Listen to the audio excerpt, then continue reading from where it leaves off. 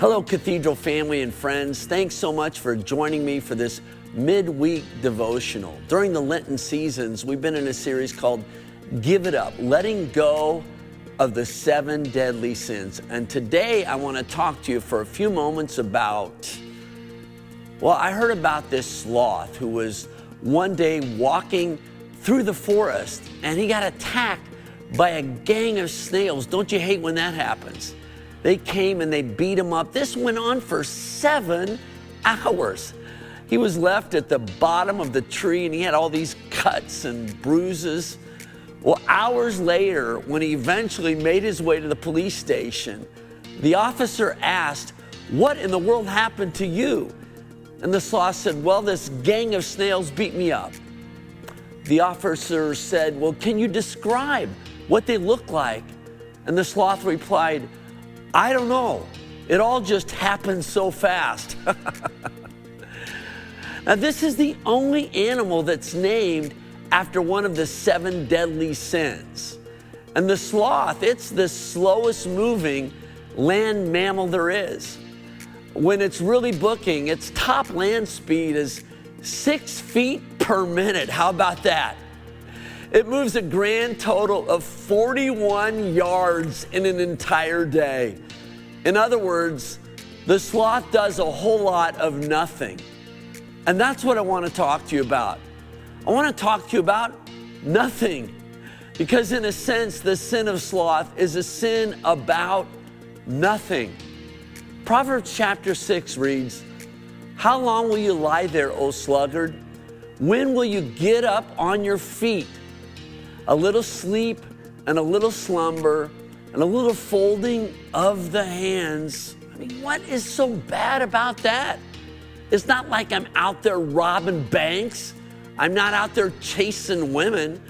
All I'm doing is nothing. What's all the fuss about nothing? Now, there is, on the one hand, a place for nothing where the body is refreshed and the mind is renewed and the spirit is rejuvenated. If you've been working 7 days a week and you've forgotten what it's like to rest, then you may need to rediscover what the Italians call dolce far niente, the sweetness of doing nothing. There is a place for nothing, but when the sin of sloth kicks in, it takes what is sweet and it turns it sour. A little sleep, a little slumber, a little folding of the hands, and before you know it, there's too much of nothing. Because at the end of the day, you're created for more than nothing. You were created for something. I mean, if pride pushes you to be more than you should be, sloth pushes you to be less than you should be. If pride pushes you to think too highly of yourself, sloth pushes you to think too lowly of yourself. If pride pushes you to take on the role of the creator, sloth pushes you to escape the role you have in creation. It reduces who you are. It shrinks who you are. You were created for more than nothing. You were created for something. There's a dream that God has for your life. But a little sleep, a little slumber, a little folding of the hands, instead of living the dream, you can sleep right through it. When I was a kid, at night I would say my prayers, and the prayer would go like this: "Now I lay me down to sleep, I pray the Lord my soul to keep. If I should die before I wake, I pray the Lord my soul to take." Maybe we should start praying like this. Instead of praying, "If I should die before I wake," perhaps we should pray, "Lord, wake me up before I die. There's a dream that God has for my life, and I don't want to sleep through it. I want to live it. I want to live the dream that I've been created for. I'm created for more than nothing. I'm created for doing something." That's why the Bible says when you know the good things you should do and do not do them, it's a sin. So how can we overcome the sin of nothing? You defeat nothing by doing something. And here's the challenge I have for you today. Do something. Do something to nurture a relationship. Proverbs 24 says, I went past the field of the sluggard, past the man who lacks judgment. Thorns had come up everywhere. The ground was covered with weeds, and the stone wall was in ruins. I've learned something. If you want a relationship to go bad, you don't have to be mean or nasty to the other person. You don't have to work at destroying the relationship. All you have to do is nothing. Just leave it alone.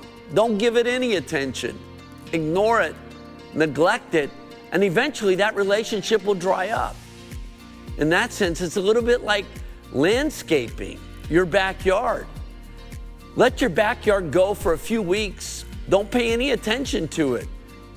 And, well, it'll go bad all by itself. Weeds will grow up, the lawn will turn brown. It takes landscape maintenance to keep your yard in good shape, and the same thing is true in your relationship. Call it landscape maintenance. It takes that in order for a relationship to stay healthy and strong.